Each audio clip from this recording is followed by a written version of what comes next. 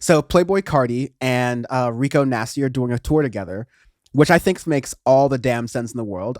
First off, like Yep. highlight female artists, highlight female rappers.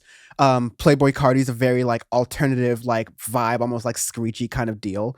Rico Yeah. Nasty's almost like screamo. I mean, like they're both They're acquired very taste, out let's there. say. Yeah, so they're very out there rappers, and they like the audience style of the way they like to mosh. If you listen like Playboy Cardi's Rip or other things where it's just like the crowd really gets into it, it's very certain vibe. Rico Nasty fits perfectly in that.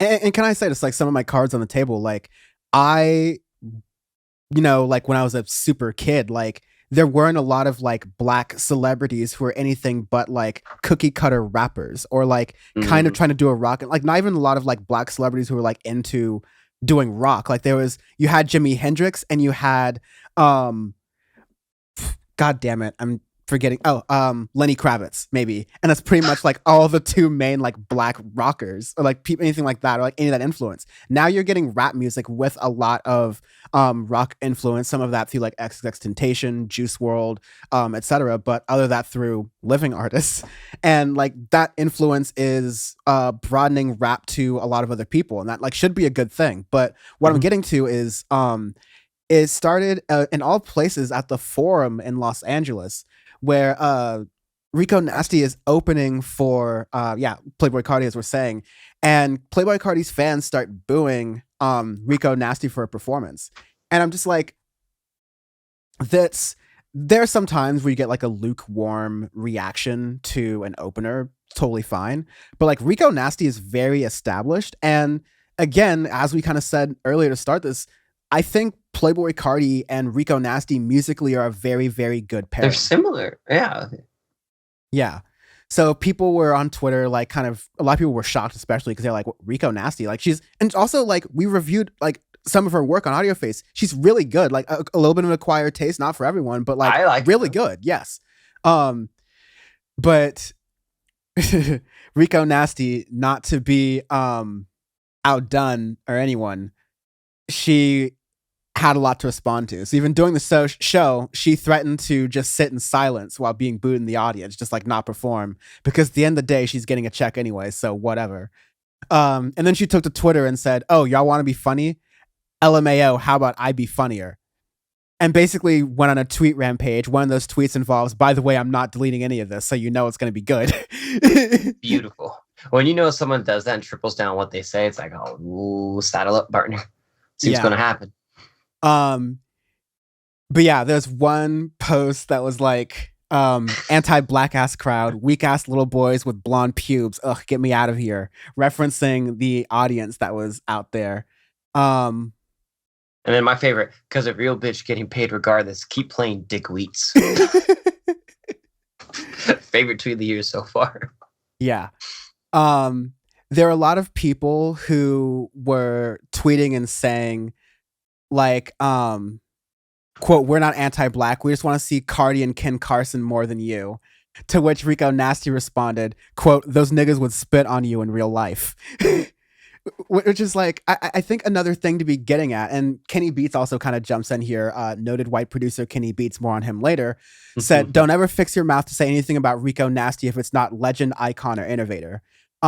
Which is like important to be said, and I'm glad some people are coming out to support Rico Nasty. Coi Ray, who has previously had beef with Rico Nasty, came out to defend Rico Nasty and saying like, "Yo, Damn. there's no reason Playboi Carti should be getting disrespect." There's one point when a fan asked Rico to collaborate with Coi Ray. I think it was Coi Ray who just simply responded, no, Rico simply responded no. Like, Rico straight glassered Coi Ray. That's a shot of nice friendship deep cut. But That is extreme deep cut. but yeah, Coi Ray came to defend everything, saying that Rico is a great performer regardless of our differences. The media really tries to control situations and shows, but always remember, you can't stop greatness. Fuck the haters, you can't ungoat a goat. So I'm glad she's getting a lot of support, but I'm kind of like, yo, where the hell is Playboi Carti? Exactly. Like this is supposed to be somebody like when somebody headlines, if he goes on tour with you, if you're the headlining, or sorry, if they open up for you, and you're the headlining act, you tend to be there to help support them. Be like, oh, they're a lesser known artist or someone trying to get some traction and get some plays, so on and so forth. Usually there to support. And if you're not doing any of that, then why did you have her go on tour with you, my guy? You're not going Yeah. to help support her at all. And this has been what, that was a week ago. So come on now. Yeah, That all started. it's super common for artists of all sizes if they're like have an opening artist who's like smaller than them or like even the similar size. I always say like, hey, and let's give a round of applause. Let's give an acknowledgement for like the person who opened Yeah, for me, because like that's a job. It's important to do. Like same in comedy, same in any form of entertainment, to like start the show up and get the energy in the exactly. audience vibe. Exactly. Like um it's an important, it's part of the job, it's labor, it's work. And in a time, Yep. and to not get too political, at a time when a lot about labor and work is being crushed, and especially in American society, when like there's a record number of job listings that are open, but people aren't taking those jobs. In fact, a record number of people are quitting, even when you have economic instability, such as inflation, all these other things. The labor matters. And so the fact that Playboi Carti isn't acknowledging that, like, hey, listen, if you're going to be a fan of my show, you're going to respect the people who are like working my show. Like, and that goes from like the security guards all the way up to goddamn Rico Nasty, who's opening for me. Like, especially in the wake, like, not to make this too like everything about everything, but especially in the wake of what happened with the Travis Scott incident, like there needs to be a little bit more expectation and accountability on musicians when they're performing live, to make sure their audience isn't being fucking stupid. Like, you can't do Yeah. everything, you can't control everything, but you can definitely set the tone, because like people behave very weirdly and culty, and ultimately they're there to see you, the artist. And so you can kind of tell them to do something and they'll do it. They'll do a call and response in a song to you. So they'll probably listen to you if you say, hey, stop being a dick to one of my opening artists, who, by the way, isn't bad. She's great. Exactly. Like you have all that stuff to do, but And so we said pretty much all I wanted to say on that, yeah. but like it's still happening. This wasn't just at LA. Like Mm-mm. like the tours continued.